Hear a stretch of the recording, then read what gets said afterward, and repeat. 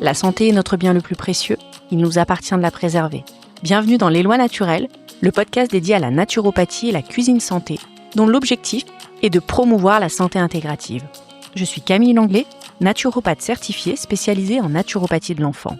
Chaque jeudi, je vous retrouve en solo ou aux côtés de l'un de mes invités pour des conseils pratiques en santé naturelle, des témoignages de vie ou encore pour donner la parole à des praticiens et thérapeutes experts en leur domaine. Si le podcast vous plaît, pensez à laisser un avis, des étoiles, des cœurs ou toute autre manifestation d'amour sur votre plateforme d'écoute. C'est le meilleur moyen pour valoriser mon travail et contribuer à promouvoir la santé intégrative dans le monde. Bonne écoute!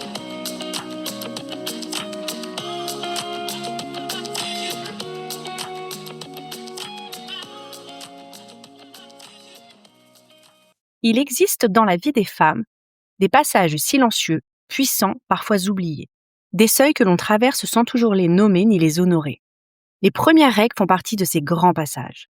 Elles marquent l'entrée dans le monde cyclique, dans le temps du corps, dans une nouvelle relation à soi, et pourtant, dans nos sociétés modernes, elles peuvent être encore vécues dans la solitude, la gêne, voire la honte. Et si ce moment pouvait redevenir ce qu'il a été pendant des siècles, un rite de passage, un temps de transmission, de douceur et de célébration. C'est exactement ce que propose Julia Simon, mon invitée du jour. Julia est praticienne en acupuncture traditionnelle. Elle accompagne les femmes à travers des cercles, des cérémonies et des rituels, et elle œuvre à remettre du sens, de la poésie et du sacré dans les grandes étapes de la vie féminine. Aujourd'hui, nous allons parler des premières règles, de transmission, de féminin sacré, mais aussi de corps, d'émotions et de guérison transgénérationnelle. Un épisode pour les mères, les filles et pour toutes les femmes que nous sommes. Bonjour Julia. Hello, bonjour Camille, merci pour ton invitation et merci pour cette très belle introduction. Merci, avec joie, je suis très heureuse de te recevoir. Alors pour commencer Julia, est-ce que tu pourrais nous présenter un petit peu ton parcours? Dans un premier temps, ce qui t'a amené vers l'acupuncture traditionnelle et puis ensuite peut-être plus vers l'univers aujourd'hui que tu occupes, on va dire, qui est plus cérémoniel, puis plus chamanique si je puis dire ainsi. Oui, merci beaucoup, oui. J'ai un parcours qui est assez similaire au tien finalement. Moi, ça a commencé du coup quand j'ai eu 28 ans avec la naissance de ma première fille Léonie. J'ai vécu une grossesse qui était fantastique, un accouchement qui était extraordinaire et ça a changé beaucoup de choses en moi et notamment sur l'impact que j'avais dans le monde à travers mon travail. J'ai eu besoin de trouver un boulot qui aurait du sens et qui avait plus de sens que ce que je faisais à l'époque, à savoir être dans les cosmétiques et de lancer des marques à l'international. J'aimais vraiment beaucoup ce que je faisais, mais j'avais besoin que ce soit plus puissant que ça et que ça puisse avoir un sens pour le monde. Et donc, à 30 ans, je suis partie à Bali. Et là, c'était un peu la grande découverte. Je me suis connectée à moi, à la grande Julia, et j'ai connecté à des choses que je ne connaissais pas forcément jusqu'à ce moment-là. C'était un peu comme dans Eat, Pray, Love, tu sais, ça fait un peu cliché maintenant quand on en parle, mais j'ai rencontré un chaman balinais et ce jour-là, les choses ont changé pour moi. Et j'ai eu des visions. Je me suis vue accompagnant des femmes, je me suis vue dans un centre. Enfin, c'était immense. Et en fait, j'ai su que j'allais accompagner des femmes. J'allais les accompagner dans leur santé, mais surtout dans leur bien-être. Et ce qui est devenu très clair pour moi, c'est que mon truc à moi, c'est vraiment les passages, c'est de porter cet archétype de la sage-femme, celle qui aide les femmes à donner naissance. Donc ça peut être donner naissance plutôt du coup à des projets, c'est ce que je fais du coup maintenant.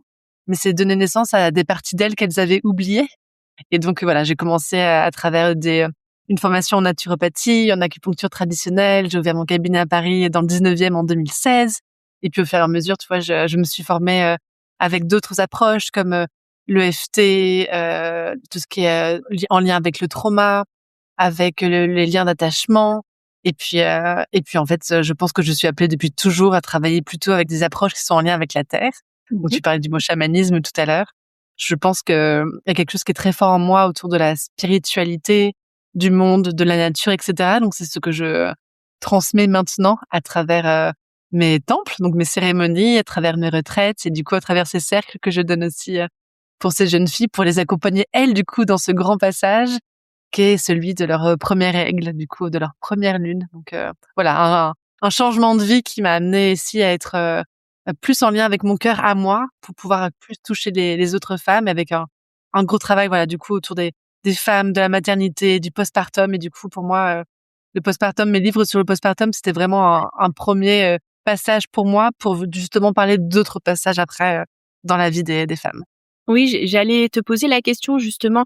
Tu as commencé par, on va dire la grossesse, le postpartum et aujourd'hui tu t'intéresses plutôt à cette période finalement qui précède. Oui, c'est ça.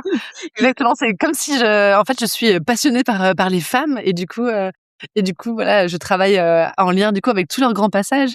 Tu vois, dans mon cabinet à Paris, je travaille beaucoup avec des femmes qui sont en postpartum, mais aussi qui sont beaucoup en périménopause Mmh. ou en ménopause. Et tu vois, voilà, ce sont encore d'autres passages que j'accompagne un peu différemment, mais c'est vrai que là, voilà, aujourd'hui, on va parler de ce thème qui me tient vraiment à cœur parce que je trouve qu'on ne parle pas suffisamment des premières lunes, de ces premières règles, de la ménarche, ce passage-là et ça manque dans notre société. Donc merci de créer ce temps avec moi pour qu'on puisse en parler. Avec joie. Tu sais ce que je pense moi? Je me dis souvent que notre génération, puisqu'on a la quarantaine, on s'est saisi justement de tout ce qui a trait à la grossesse, au postpartum, tout ça. Mais maintenant que nos enfants, ils ont l'âge d'être adolescents, je trouve qu'on a envie de se saisir de sujets qui sont en lien avec l'adolescence. Et donc les premières règles pour les filles, ça en fait partie. Est-ce que c'est comme ça que tu es venue à ce sujet-là, toi? C'est grâce, je pense, à ma première fille qui a donc eu ses règles à 11 ans. Je me suis rendu compte que je l'avais vraiment bien briefée, et cetera, qu'on en avait beaucoup parlé et pourtant ça avait été un passage difficile pour elle et notamment avec le regard de la société. Et là, je me suis dit: «Wow, Mmh. bah, il se passe encore quelque chose et tout». Et voilà, il y a quelque chose qui manque actuellement, notamment en France, autour de ce sujet-là. Tu sais, j'ai écrit mon bouquin sur le postpartum enfin, il est sorti en 2019.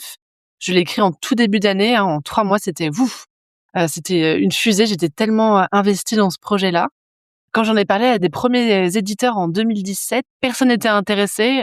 C'était vrai, le postpartum, tu vois, c'était vraiment un sujet qui n'intéressait pas du tout. Et moi, j'ai continué à y croire. Et du coup, tu vois, mon livre est sorti et depuis mon bouquin en 2019, on parle de postpartum de partout. Enfin, ça a été vraiment quelque chose de très, très grand. Et en fait, tu vois, je porte cette intention-là aussi pour les premières lunes. C'est que j'ai envie de pouvoir en parler davantage et que ça crée quelque chose pour notre génération, justement à nous, qu'on puisse faire la paix avec nous, ce qu'on a vécu quand on était ado, pour transmettre des choses différentes à nos filles et aussi à nos fils. Donc je pense, tu vois, c'est cette envie pour moi de parler de ce sujet-là, c'est à la fois pour ma deuxième fille, du coup, pour faire les choses différemment pour elle, d'une certaine manière, même si tous nos enfants sont différents, et cetera, hein, donc mais voilà, je veux proposer des choses différentes pour Emma, du coup. Mmh. Je pense qu'il y a une partie de moi aussi qui veut venir mettre de la paix sur ce que ont pu vivre mes amis et puis finalement moi aussi, parce que je me rends compte, tu vois, on peut en reparler, mais qu'il y a quelques années de ça, je me suis rendu compte que je portais encore une honte menstruelle, alors que bon, à 40 ans, tu es censée être passée au-dessus. Ben non, j'avais toujours quelque chose autour de ça et d'aider vraiment toutes ces jeunes filles et toutes ces jeunes femmes qui arrivent là et les aider à embrasser pleinement leur féminin et leur féminité. Parce que pour moi, ne pas investir cet espace autour des premières lunes et avec ce grand passage qui est une grande étape de vie, pour moi, c'est ne pas les aider à s'approprier leur corps, leur rythme, leur cyclicité et leur sacré, tu vois. Donc pour moi, c'est pas que biologique, les premières règles, c'est autre chose. Et donc c'est pour ça que j'ai envie qu'on en parle. Ouais, bien sûr. Et justement, on se cantonne à cet aspect biologique. Et je voudrais rebondir sur ce que tu disais. Tu parlais de honte encore aujourd'hui. Du coup, la honte menstruelle, c'est vraiment un gros truc, notamment chez les ados. Tu sais, c'est le fait, et en fait, c'est ce qu'on a fait, alors je vais parler pour moi.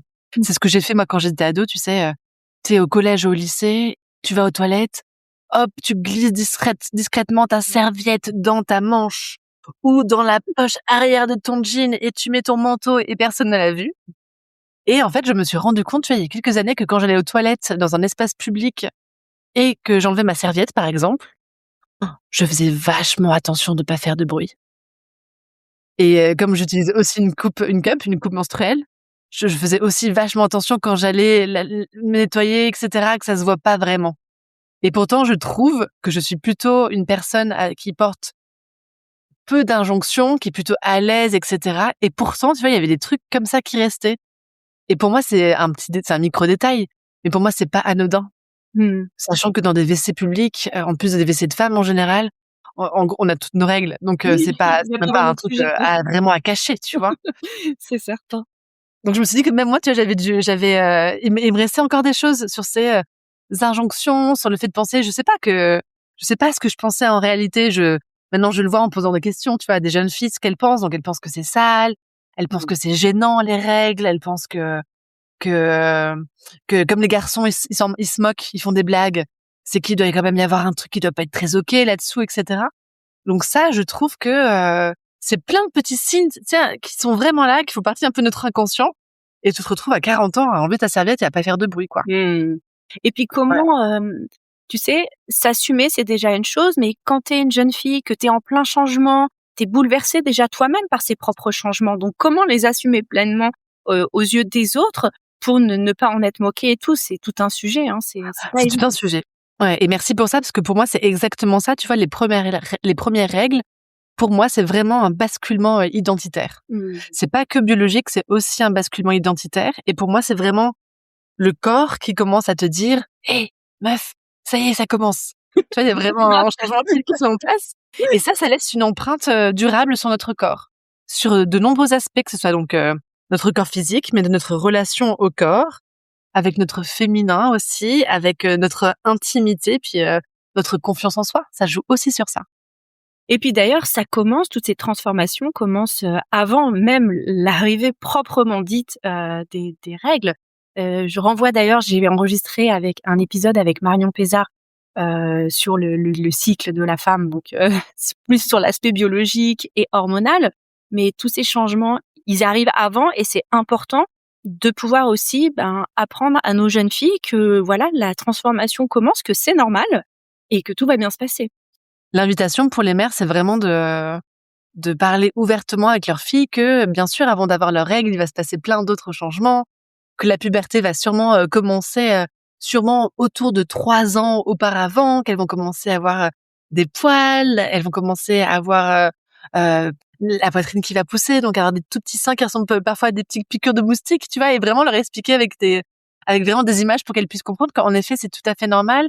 Ça peut être étonnant au début, mais ça fait vraiment partie du changement de notre corps, et qu'après, au bout d'un certain temps, il va y avoir d'autres changements qu'elles vont pouvoir observer, notamment avec de la glaire cervicale. Donc, tu vois, je parle de ça, hein, notamment dans les cercles de première lune que j'organise, et leur dire, voilà, tu sais, quand tu vas commencer du coup à avoir cette glaire cervicale, donc ces dépôts parfois un peu gluants ou parfois très liquides dans ta culotte, là, en général, c'est le signe que tes règles vont arriver à peu près 6 mois plus tard. Donc, c'est important que tu puisses être prête, donc t'inquiète pas, viens, on en parle, etc. Et donc là, c'est l'ouverture d'une conversation à la maison sur les règles, sur le corps qui change, sur tout ça, quoi. Il y a énormément de bouquins qui existent maintenant sur la puberté, sur les règles, etc. Donc, il y a plein de choses maintenant qui sont disponibles pour nous en tant que maman et pour nos filles et nos fils, pour que eux aussi puissent lire des choses, nous poser des questions, et puis nous, en tant que parents, apprendre à répondre de manière très simple et très factuelle, sans tomber dans du charabia d'un cours de SVT de 3e ou de seconde, quoi. Mmh. Et puis comme tu le mentionnais, je trouve que c'est important aussi que les garçons soient au courant parce que, on vit en fait ensemble, tous ensemble, Exactement. que ce Ouais. soit, les frères, les papas, et puis les futurs amoureux, enfin tout ça c'est important. J'ai envie de te poser une question, tu évoquais le fait que pour ta fille aînée, malgré toutes les précautions, les discussions que vous ayez pu avoir, ça a été quand même un petit passage difficile. Mais Oui. en tant que mère, on fait du mieux qu'on peut, on donne les informations, mais est-ce que tu te culpabilises pas, peut-être, de ce que porte la société et que malgré tout, tu vois, on évolue dans cette société et nous, on peut pas tout, transformer, atténuer, je sais pas si c'est le bon terme, mais tu vois ce que je veux dire? Alors merci Camille pour ta question. Je vais répondre en toute transparence et authenticité. J'ai habité donc je suis séparée du père de mes filles, et donc à l'époque, on habitait dans un tout petit appartement parisien. Et donc, autant te dire qu'avec avec des filles qui avaient, je sais pas, tu vois, Emma, elle avait 5 ans, et Léonie en avait 9. On a vécu dans une grande intimité. Donc ça veut dire quoi? Ça veut dire que, et comme toute jeune maman, quand tu prends ta douche, que tu vas faire pipi, et cetera, tu as tes enfants quand même qui continuent à avoir des conversations avec toi. Donc il y avait quand même, au niveau de l'intimité, quand j'avais mes règles, quand je changeais ma cup, tu vois, il y a quelque chose qui était quand même, d'une grande ouverture d'esprit chez nous. Donc j'avais eu le temps de les briefer sur la cup, sur les tampons, sur les serviettes. Enfin, tu vois, elles ont eu, une grande éducation sur tous les produits, menstruels. Je parle très ouvertement de tous ces sujets-là parce que ce sont des sujets qui me passionnent. Et donc, j'avais la sensation, tu vois, d'avoir vraiment bien, briefé, Léonie, ma première fille. Et sans trop rentrer dans les détails parce que je sais pas à quel point c'est OK pour elle, on dira juste qu'elle est partie, elle était pas avec moi quand elle a eu, ses premières règles. Elle était en camp scout, en gros, et pour, des raisons sur lesquelles je ne reviendrai pas parce que ça pourrait me refaire remonter un peu ma colère. Elle est partie sans sa petite pochette avec ses serviettes, et cetera. Il se trouve qu'elle se sentait pas forcément en sécurité avec, les adultes qui étaient auprès d'elle. Et quand elle a eu ses règles, elle a parlé à sa meilleure copine et sa meilleure copine n'en avait jamais entendu parler. Donc elle s'est retrouvée, toute seule à gérer du coup ce sang qui coulait, sans avoir de protection et sans oser en parler du coup à une de ses chefs.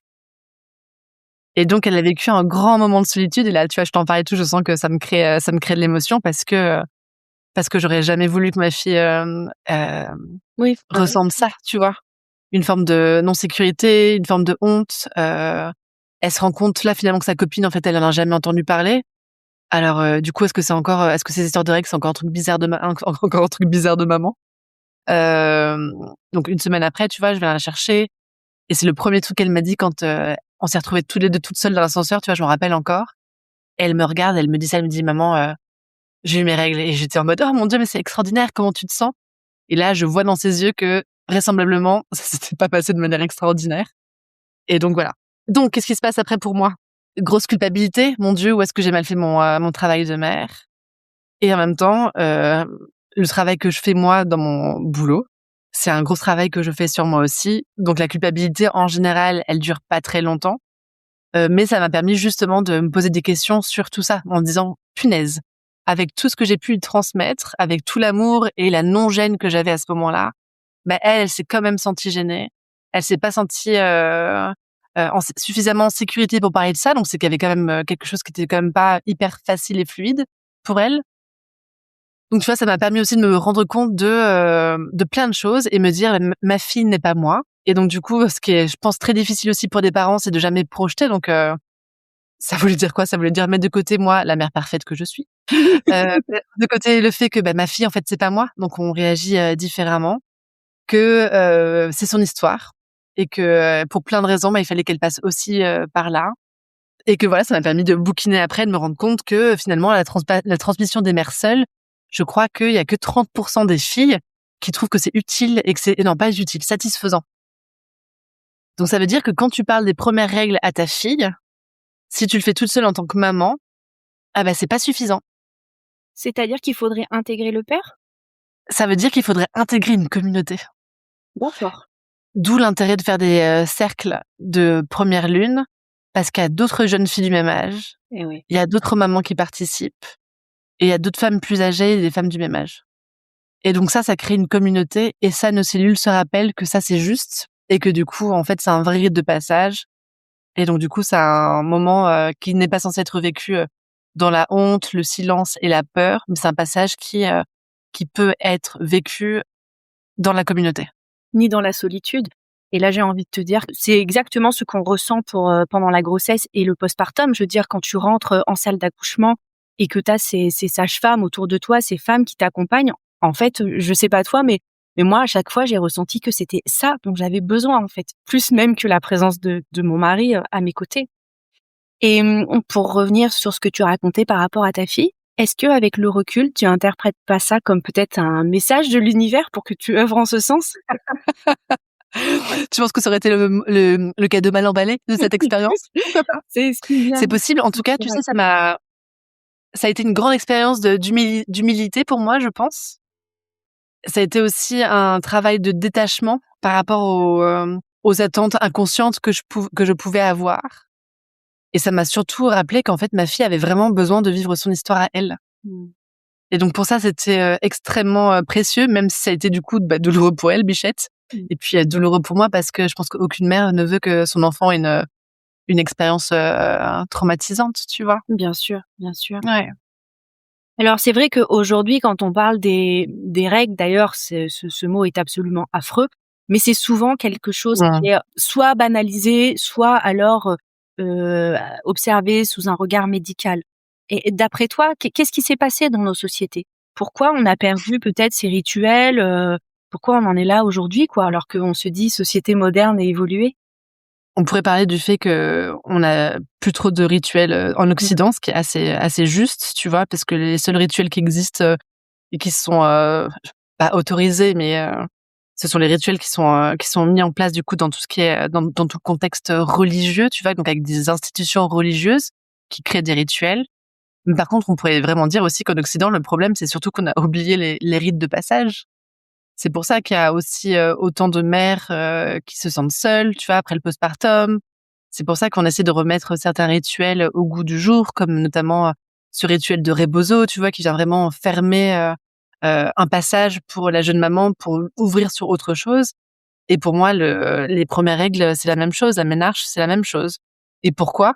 Bah, je pense que ça touche quand même les règles 100% des femmes. Donc, si on s'imagine qu'on vit dans une société patriarcale, bah du coup, c'est quand même pas un sujet très intéressant. Sinon, on ferait beaucoup plus de choses pour les femmes, notamment pour tout ce qui est études médicales et tout ce genre de choses. Donc, les femmes, tu vois, ne seraient pas en errance médicale pendant 7 ans pour qu'elles soient diagnostiquées de l'endométriose, par exemple. Donc je pense que de manière générale, pourquoi est-ce qu'on fait plus de rites de passage et notamment autour des premières lunes? C'est qu'en gros, on vit dans une société patriarcale qui donne très peu de place du coup à la femme et encore moins du coup à la jeune fille parce que c'est pas important pour eux. Tout à l'heure, tu parlais du fait que notre génération, on est en train de prendre à bras le corps tous ces sujets-là. Ben, c'est exactement ça parce que je pense que les femmes depuis une cinquantaine ou pratiquement, ouais, une cinquantaine, presque une centaine d'années en France, tu vois, ou en Europe, je pense aux suffragettes, je pense à tout ça. On a envie, tu vois, de prendre notre place. On a envie d'avoir notre place dans la société dans laquelle on vit, dans laquelle on contribue grandement. Et donc c'est pour ça qu'on prend maintenant tous ces sujets-là. Donc le postpartum, pour moi, c'était vraiment ça. Alors oui, c'était pour guérir mon postpartum, certainement, mais c'était aussi pour que les femmes se rendent compte qu'elles étaient extraordinaires et qu'elles avaient permis de donner naissance à un enfant et que maintenant leur grand rôle c'était d'être mère et que c'était pas facile parce que rien n'était fait pour ça. Et pour moi maintenant là, la manière dont je vois mon rôle, c'est aussi ça, c'est montrer aux mères qu'elles peuvent accompagner leurs filles d'une autre manière, sans forcément projeter des choses, sans forcément se dire qu'elles vont forcément guérir leur histoire, tu vois, notamment pendant un cercle où elles sont présentes que 1 heure. Bah, c'est un peu trop court, mais ça peut leur permettre de s'apaiser, etc. Mais c'est pour donner à toutes ces jeunes filles, en fait, beaucoup de pouvoir, beaucoup de puissance, leur rappeler que leur corps, leur appartient, heu, que, si quand elles ont t'imagines, si elles ont 11, 12, 13 ans, qu'elles se rendent compte que leur corps est en train de changer et que c'est tout à fait normal, peut-être que leur corps pourra continuer à évoluer sans qu'elles en aient honte. Elles pourront du coup avoir une meilleure, connaissance de leur corps et de leur enveloppe. Ça veut dire qu'elles auront aussi plus de possibilités de savoir ce qui est OK ou pas OK. Notamment par rapport, à leur espace personnel. Donc là, je pense notamment au consentement. Je pense qu'on est dans une période comme ça, hein, où, nous, c'était quand même pas trop le cas et pourtant, tu vois, on est quand même pas super vieilles, hein. Ouais. Mais là, du coup, tu vois, le mot consentement, il est beaucoup dans l'espace, enfin dans le champ, en tout cas. Mais là, on leur dit, en fait, le consentement, c'est aussi parce que tu le ressens dans ton corps et dans tes cellules. Ça veut dire qu'en faisant tout ce travail-là aussi, mon intention finale, c'est qu'on ait, des jeunes femmes qui, quand elles auront 25-30 ans, pourront tout de suite savoir s'il y a quelque chose qui cloche ou pas avec leur corps et qu'elles pourront aller voir leur sage-femme et leur gynéco et leur dire exactement ce qui se passe pour elles parce qu'elles auront développé des ressentis corporels. Elles pourront savoir ce qui est normal ou pas normal par rapport à leur cycle parce que c'est ça aussi, hein, c'est commencer à leur parler de leur cyclicité. Et du coup, pour moi, c'est moins d'errance médicale, c'est plus de pouvoir aussi pour plein de moments importants de la vie, que ce soit pour l'accouchement, pour des soins médicaux, etc. C'est redonner en fait le pouvoir aux femmes. C'est pour ça que c'est si important en fait comme travail. Mmh. Oui, puis tu interviens même si là, c'est sous forme de rituel, vraiment à titre de prévention pour la santé de façon globale. Bien sûr, c'est ça. Pour moi, c'est vraiment, remettre les rites de passage, au centre de la société et de notre, société qui est quand même à la base une communauté quand même, hein. On est quand même censés tous vivre ensemble. C'est en tout cas c'est ça, c'était un peu le but, hein, je crois, et c'est comme ça qu'on se sent le mieux d'ailleurs. Bien sûr. C'est quand on est ensemble et qu'on a l'impression qu'on fait des belles choses pour la planète Mmh. ensemble. Et donc c'est, ouais, c'est, aider à apaiser, c'est aider à normaliser ce qu'il se passe dans leur corps, c'est leur permettre de plus avoir peur, peut leur permettre d'avoir plus de curiosité, d'être plus à l'écoute, d'elles-mêmes, de leurs ressentis, et du coup, voilà, de poser leurs limites et cetera. Et pour moi, ça, c'est des graines, tellement précieuses Oui, c'est à ça. semer quand elles sont des jeunes femmes à partir de 9 ans, tu vois? Moi, j'ouvre mes cercles de première lune à 9 ans, donc on peut commencer, tu vois, dès le CM1, dès le CM2. Raconte-nous justement comment ça se passe un cercle? Avec un immense plaisir parce que c'est Mmh. vraiment des espaces qui, tu vois, c'est des espaces qui me créent énormément de joie. Donc ça s'appelle donc ce sont des cercles ateliers de première lune. Il y en a 2 différents, un pour les jeunes filles de 9 à 12 et après plutôt de 13 à 15. Et ces cercles-là, ils sont vraiment imaginés et créés comme des rites de passage. Donc les rites de passage, pour info, donc c'est des anthropologues qui ont travaillé là-dessus. Donc il y a 4 grandes étapes dans un rite de passage. Il y a l'histoire, il y a le challenge, il y a la vision et il y a la reconnaissance. Et donc ces cercles ateliers, ils sont créés comme ça, avec ces 4 temps, différents. Et donc c'est des moments qui sont, pleins de douceur, pleins de joie, pleins de rire aussi, parce que autant il y a beaucoup de douceur, parce que je leur lis une histoire, il y a beaucoup de joie aussi et puis de curiosité parce qu'elles peuvent me poser toutes les questions qu'elles veulent et moi je leur parle de puberté, je leur parle de tout ce qui se passe vraiment de manière très, très factuelle, avec des mots très simples mais très justes et très vrais. Du coup, elles commencent à comprendre des choses, donc elles me posent aussi parfois des questions qui sont juste, tellement trop mignonnes, quoi. Et puis après, il y a ce moment, tu vois, où, on parle des produits, comment on les utilise et cetera. Donc ça, c'est un moment, tu vois, qui est aussi hyper sympa pour elles parce qu'elles peuvent toucher, tous les produits. Bien sûr, on fait des expériences avec les tampons qu'on met dans l'eau qui gonflent, donc c'est quand même drôle. Ça crée de la surprise parfois, mais en général, c'est quand même très, très drôle. Donc quelque chose qui se passe aussi pendant ce moment, tu vois, qui est autour de la joie, autour de l'ouverture. Il y a aucune question bête, il y a aucune question embarrassante et du coup, en fait, ça normalise tout ça. Et je leur, dis beaucoup aussi pendant ces 3 heures, en tout ça dure 3 heures, qu'elles ne sont pas des soleils, elles sont des lunes. Donc on vit dans une société qui célèbre beaucoup les soleils, donc la performance, on doit toujours être comme ça, toujours, content et cetera. Mais nous, on est un peu comme des lunes, on est cycliques comme la lune. Donc tu vois, je parle de la lune et du coup je leur parle de la métaphore de la lune, tu vois, qui se remplit, qui devient plus petite et cetera, la pleine lune, la nouvelle lune et ça leur parle et donc je leur parle de la cyclicité et donc ça leur parle aussi du coup, tu vois, avec des images. Donc elles se rendent compte qu'en fait, elles sont spéciales et elles ont leurs règles et que les garçons non, mais c'est parce qu'elles, bah, du coup, ce sont plus des lunes et les garçons plus des soleils. Donc ça se passe pas exactement de la même manière. Et donc là, tu vois déjà, hop, tu sèmes des graines où tu parles des hormones, et cetera. Et ça, du coup, c'est facile à comprendre pour elles. Donc tu vois, c'est c'est euh, c'est très empuissançant, je trouve, au point de vue des connaissances. Et donc tu vois, donc le cercle en tout dure 3 heures. Donc, moi, je suis avec elles pendant 2 heures, donc on fait tout ça. Et en fait, pendant la 3e et dernière heure, ce sont les mamans qui nous rejoignent. Et en fait, ça dure 1 heure et c'est un moment qui est hyper beau, qui est rempli d'émotions parce que on va parler de beaucoup de choses. On va parler de la manière dont on vit nos règles ou notre cycle plutôt pendant 1 mois. Donc on va parler des différentes phases que l'on vit. Je leur fais faire une activité manuelle en même temps, jeune fille, tu vois, pour qu'elles puissent écouter ce qu'on Oui. partage avec les mères en faisant autre chose, Mmh. comme ça, tu vois, si elles sont gênées ou si pour elles c'est un peu nouveau, et cetera, elles sont quand même hyper concentrées et elles sont sur activité, manuelle et nous, du coup, avec les mamans, on papote comme des mères, comme des femmes et on parle de la manière dont on peut, prendre soin de nos filles, de quoi on a besoin, nous, quand on a nos règles, comment on se sent et cetera et donc les jeunes filles, elles entendent que leur maman, elle est fatiguée et que c'est bien normal. Et donc, en fait, ça normalise aussi plein de choses que les jeunes filles ont déjà vues, entendues ou compris, à la maison. Et du coup, là, on met des mots dessus. Et à la fin, du coup, tu sais, la dernière étape dont je te parlais, c'est l'étape de la reconnaissance. Là, ce sont les mamans qui partagent un mot, avec leurs filles. Et là, c'est le moment où on sort toutes nos mouchoirs parce que c'est hyper beau, c'est hyper émouvant. Et ça parle de lignée, ça parle de guérison, ça parle de beaucoup de choses et surtout de la volonté de ces mères que leur fille, en fait, ait souvent des histoires différentes des leurs, et qu'elles puissent se sentir en sécurité dans leur corps, et qu'elles puissent se sentir puissantes, et qu'elles aient jamais honte, et qu'elles puissent se sentir super fortes, quoi. Et donc c'est hyper beau, et c'est des moments d'émotion entre la maman et sa fille. C'est des grands moments d'émotion entre toutes les femmes, toutes les mères présentes, parce que du coup, ça vient forcément résonner en nous.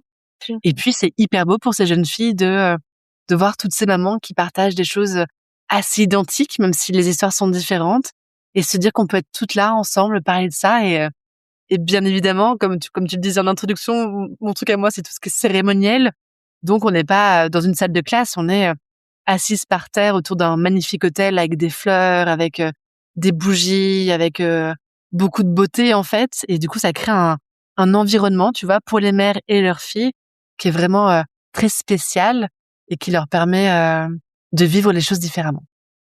En fait, tu relis l'intime, le plus intime à l'universel, parce que finalement, c'est des sujets, mais comme les enfants et la maternité, je veux dire, dans une vie, avoir un enfant, c'est un événement, mais absolument exceptionnel, hors du commun, mais tellement commun à l'échelle du monde, tu vois. Et c'est pareil, là, je trouve, ce que tu fais, en fait. Tu viens relier ça, c'est magnifique. Merci pour ça, merci.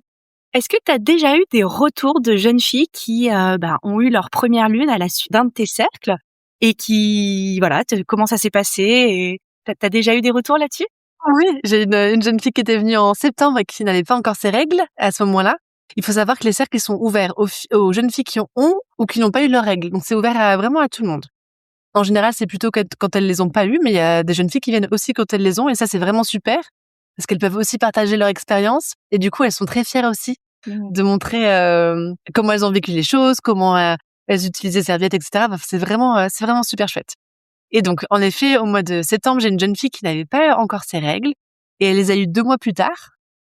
Et j'ai eu un petit message de sa maman qui m'en a parlé, et qui m'a fait un message hyper gentil en me disant: oh là là, ça s'est passé avec tellement de facilité. Je sais que le cercle du mois de septembre a vraiment joué pour elle, et que c'était vraiment précieux. Donc merci beaucoup. C'est beaucoup ça qui revient. C'est du coup c'était facile. Donc ça, c'est vraiment chouette. Et tu vois, il y avait une jeune fille qui avait eu ses règles 1 mois, donc pendant les vacances d'été, 1 mois avant le fameux cercle du mois de septembre. Et sa maman m'a envoyé un message quelques semaines après pour me dire: du coup, on a pu débriefer de ses premières règles, da. Et donc là, elle vient de les avoir pour la 2e fois. Et ça s'est passé de manière hyper facile, donc merci beaucoup.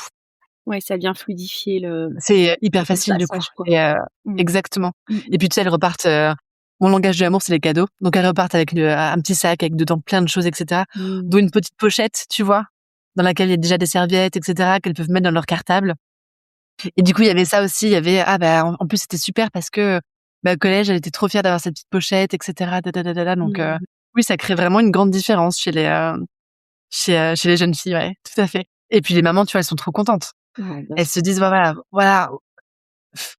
on a passé un samedi matin ou un samedi après-midi qui a compté. C'était précieux. Puis ça fait un souvenir pour toute la vie, des 2 côtés. C'est un cercle qu'on fait qu'une seule fois, en fait. Ouais, bien sûr, c'est clair. Et dans les femmes que tu reçois, les mamans qui viennent accompagner leurs jeunes filles, est-ce que Oui. tu as remarqué que c'était simplement un désir que les choses se passent bien, ou elles venaient aussi, elles, guérir des traumatismes liés à leur propre histoire? Est-ce qu'il y a quelque chose de cet ordre-là? Ouais, merci Camille. En fait, oui, tout à fait. En fait, tu vois, les mères qui viennent et qui veulent que leur fille participe à des cercles comme ça, c'est que ça vient vraiment toucher leur histoire. Ça peut être en lien avec ce qui a manqué, ce qui n'a pas été dit quand elles étaient, elles, adolescentes, ce qui n'a pas été confortable. Et donc, elles veulent apporter souvent des choses différentes à leur fille. Et donc, ça part souvent de cette envie-là. Alors, ce qui est sûr, c'est qu'en 1 heure, tu vois, parce que les mamans sont là en 1 heure, ça vient pas réparer le passé, ça c'est sûr. Mais ça vient offrir une autre expérience dans le présent pour elle et sa fille. Et donc ça, pour moi, ça change tout parce que ça permet d'apaiser la lignée d'une certaine manière. Donc je pense que guérir ou réparer le passé, ce serait peut-être trop fort pour 1 heure, mais ça crée quand même des grands changements chez la maman. Donc il y a beaucoup de ça. Et il y a aussi des mères qui débriefent super bien leur fille, comme j'ai pu le faire du coup avec ma grande, et qui sentent que le fait d'être avec une autre personne, le fait d'être avec d'autres jeunes filles, ça va créer autre chose. Et donc ça peut être des femmes qui ont plutôt bien vécu leurs règles, ou pour qui, tu vois, les règles, ça a toujours été un non-sujet, mais qui veulent proposer autre chose. Alors ça peut être soit des femmes qui me connaissent d'avant, des femmes qui viennent me voir au cabinet, tu vois, et qui ont du coup confiance en moi, des mamans aussi, des copines de mes filles qui me connaissent moi, du coup, qui ont en tout cas l'impression que j'ai l'air plutôt sérieuse et bien ancrée, et qui voient que les filles, ça a l'air plutôt d'aller aussi, donc elles ont confiance, donc elles veulent aussi vivre des moments comme ça avec leurs filles, et avec moi, il y a aussi beaucoup de ça, je pense. Et puis il y a cette volonté pour ces femmes-là qui ont peut-être déjà participé à des cercles de femmes, ou peut-être à des retraites, et qui savent à quel point c'est important et fort d'être entre nous, entre femmes, que la sororité, ça existe et que c'est vraiment très puissant, et qui ont envie que leurs filles commencent à ressentir ça dans d'autres contextes que uniquement l'école. Donc hors de l'école, dans un autre cadre, et je pense que le sacré, tu vois, le fait de créer un hôtel, un environnement apaisant, etc., qui est quand même très beau, je pense que ça vient aussi nourrir des parties de nous, et qu'on a envie que nos filles aussi, elles puissent toucher à ça.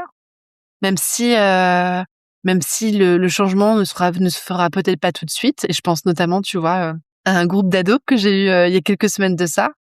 C'était différent, tu vois, d'avoir des ados de 14 ans que d'avoir des jeunes filles de 10-11 ans. Mmh. Je sentais déjà qu'à 14 ans, tu vois, la gêne était déjà là, Mmh. que la honte menstruelle était déjà présente. Ce qui n'est presque pas du tout le cas, en fait, quand les filles, elles ont 11-12 ans, tu vois. Ouais. Tu vois, à partir de 13 ans, il y a quelque chose qui change. Et en même temps, tu vois, les résultats sont là aussi pour ces ados, parce que j'ai eu des retours aussi suite à ce cercle-là, et je sais qu'il y a une jeune fille qui depuis s'écoute énormément, ce qui n'était pas du tout le cas auparavant. Et tu vois, pour la maman, ça, c'est un signe que l'atelier a été un succès. Parce qu'en fait, sa fille, voilà, elle a commencé à s'écouter maintenant, elle sait qu'elle n'est pas obligée d'aller puiser dans ses réserves si elle est fatiguée, et notamment quand elle a ses règles. Et je pense qu'en fait, avant, c'est pas elle ne s'autorisait pas, c'est elle savait même pas que c'était possible.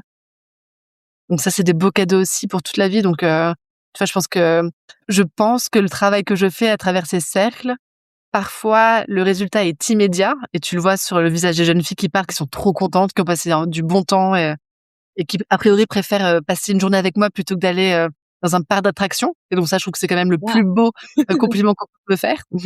Mais parfois, ça peut être des jeunes filles qui partent et tout, et qui sont pas encore sûres, etc.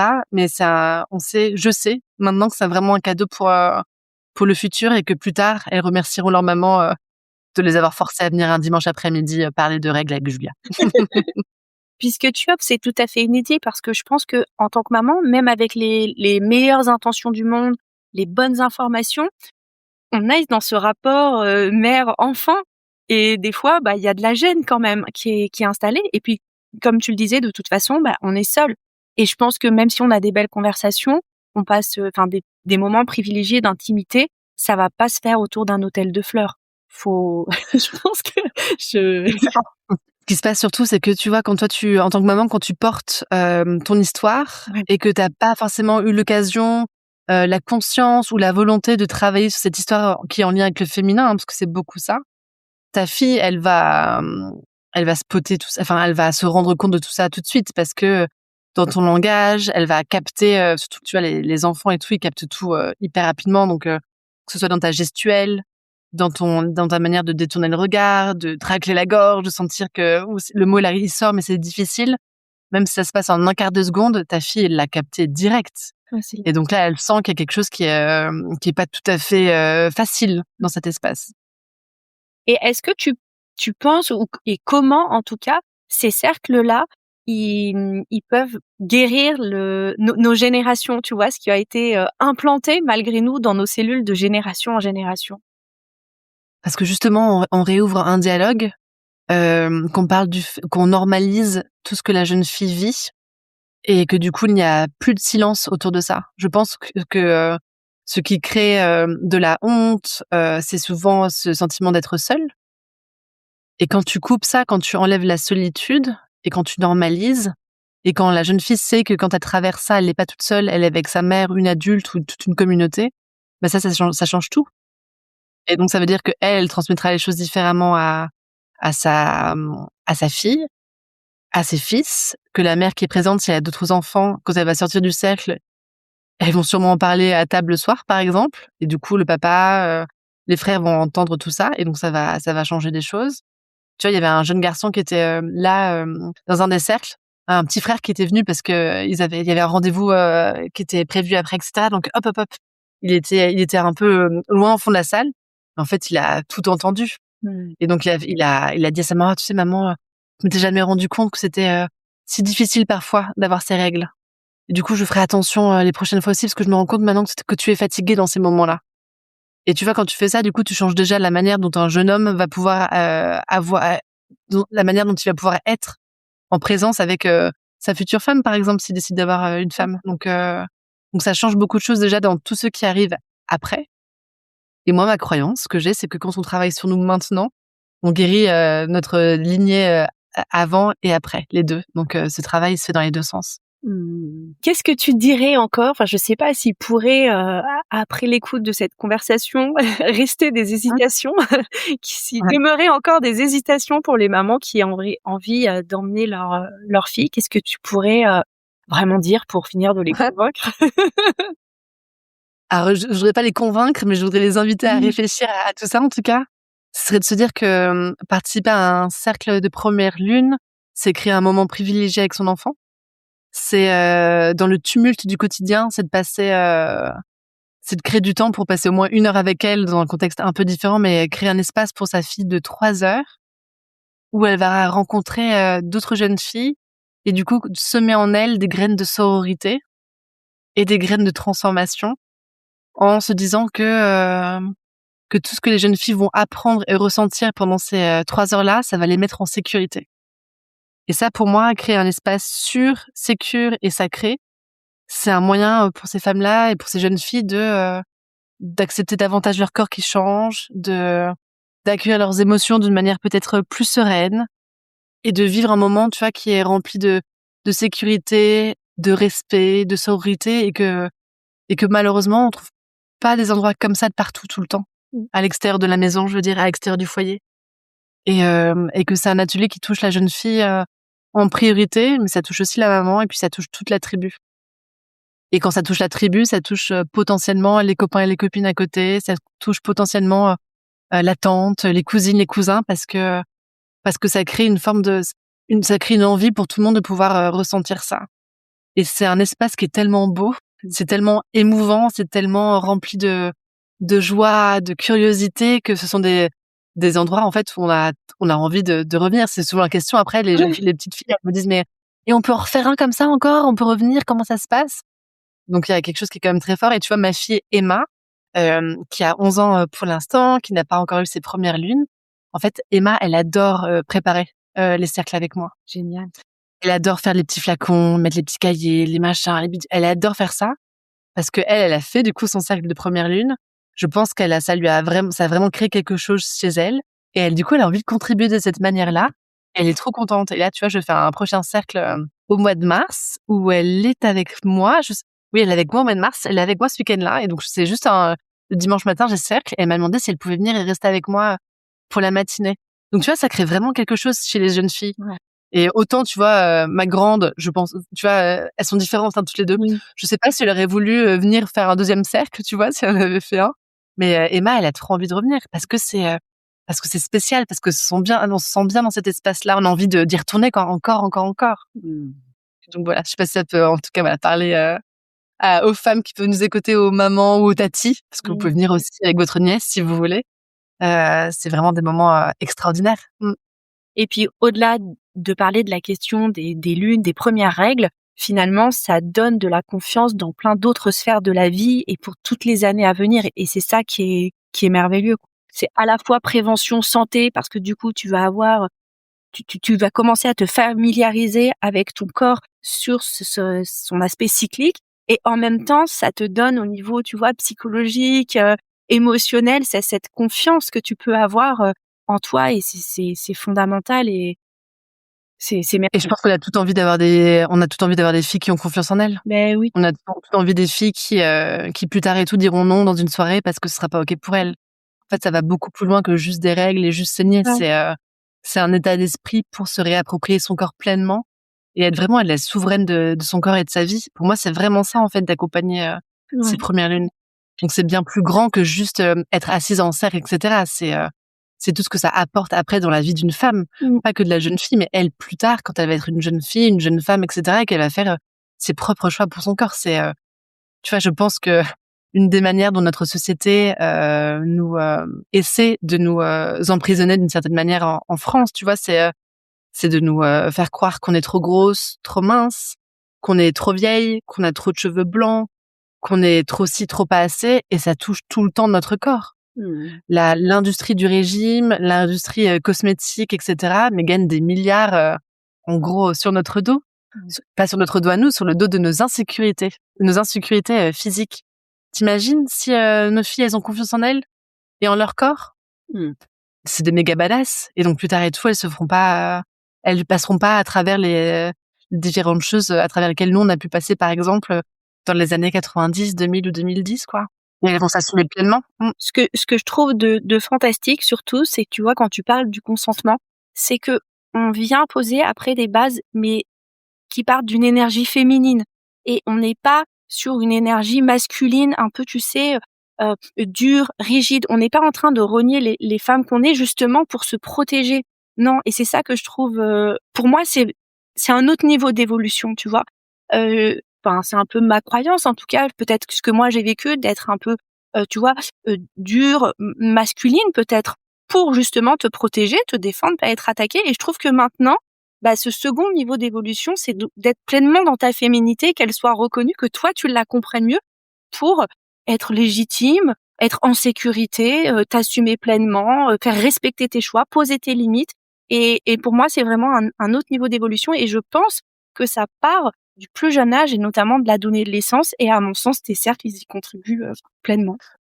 Merci, parce qu'il se passe beaucoup de choses, tu vois, quand la jeune fille a 13-14 ans. Il y a un shift qui se passe, et donc si elle a pas déjà en elle des clés de sécurité intérieure, ça demandera plus de travail plus tard, tu vois, d'une certaine manière. Alors que qu'une jeune fille qui a 10, 11, 12 ans et qui sait qu'elle fonctionne comme ça, que c'est pas du tout une faiblesse, que quand elle a ses règles, oui, elle est fatiguée, c'est normal, elle a ses règles. Bien sûr. Donc elle va moins lutter, il y aura beaucoup moins de friction interne. Elle sera pas en train de se dire « Ah punaise, je suis nulle. Oh, je suis lente aujourd'hui. Oh punaise, je suis tellement triste et tout. Oh, je suis vraiment nulle. » Et du coup, elle va arrêter de se suradapter. Je pense qu'il y a ça, tu vois. Bien sûr. Il y a le fait d'arrêter de se suradapter sans arrêt. Et j'ai quand même une grande pratique au cabinet. Tu vois, ça fait 10 ans que j'accompagne des femmes, même plus. Les suradaptations, les burn-out, etc.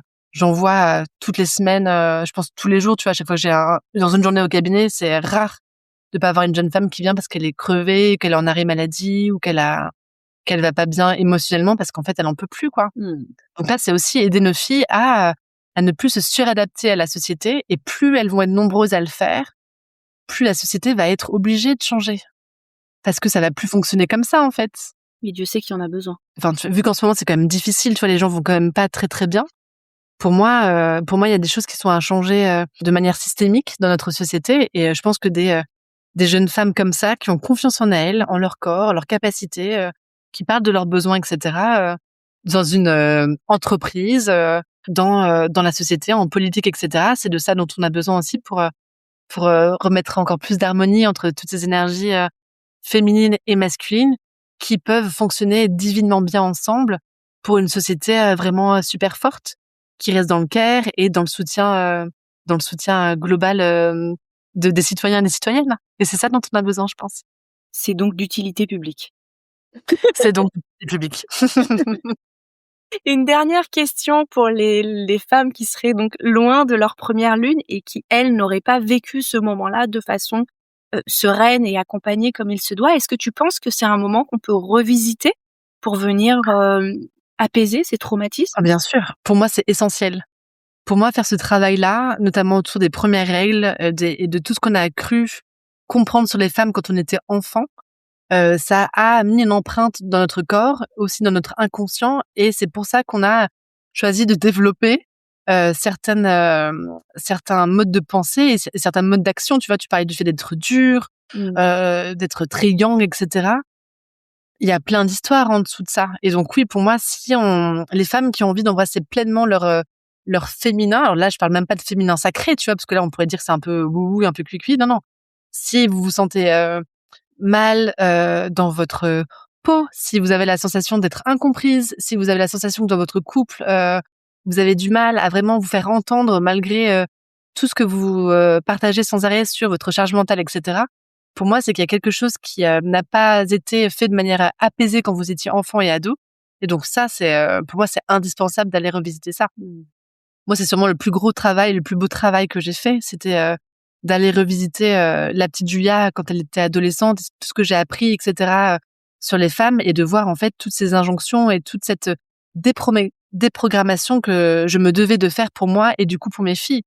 Donc ça, tu vois, c'est des choses que je fais maintenant. Tu vois, c'est des retraites que j'organise pour les femmes, où justement on va aller voir ça parce que les femmes qui ressortent de ces retraites, c'est notamment de la retraite femme originelle, c'est des femmes qui ont beaucoup plus confiance en elles, qui connaissent beaucoup mieux leurs besoins, qui posent leurs limites et qui en général et tout créent des changements au sein de leur couple et aussi dans leur boulot, etc. Donc ça veut pas dire qu'elles divorcent ou qu'elles font une réorientation professionnelle, c'est pas ça. Ça peut être ça, mais c'est pas ça forcément. Okay. C'est de dire en fait je me raligne vraiment à la personne que je suis et j'arrête de porter une cuirasse pour éviter pour me protéger des risques possibles de souffrir.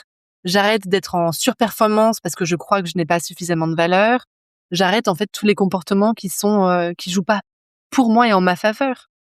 Et pour moi, ça part beaucoup quand même à partir des 12-13 ans. Pour moi, il y a un shift à ce moment-là. Merci beaucoup, Julia. Merci Camille, merci pour ton temps, merci pour tes questions et de me permettre du coup de parler de ce passage qui pour moi est si important. Avec joie. Est-ce que tu as envie peut-être d'un mot pour clôturer l'épisode? Non, mais je serais ravie d'accueillir tes auditrices avec leurs filles ou leurs nièces ou leurs belles-filles dans les cercles, parce que pour moi c'est comme ça qu'on peut changer le monde. On parle souvent de comment est-ce que je pourrais faire pour changer le monde, etc. Bah ça peut commencer par ça en fait. Et donc voilà, c'est une grande invitation pour toutes les femmes qui voudraient changer le monde à travers pour leurs filles, à travers cette ménarche, ce rite de passage. En tout cas, moi, je serai au prochain avec ma fille. Avec un immense plaisir, Camille. Merci beaucoup, Julia. Avec un grand plaisir. À bientôt. Merci. Merci d'écouter Les Lois Naturelles. Pour prolonger l'aventure, retrouvez-moi sur mon compte Instagram, Les Lois Naturelles, et abonnez-vous à la newsletter du podcast pour recevoir des conseils et des ressources en exclusivité. Et si vous souhaitez un suivi personnalisé, je serai ravie de vous accompagner en consultation individuelle sur votre chemin de santé naturelle. À très vite dans le prochain épisode, prenez soin de vous.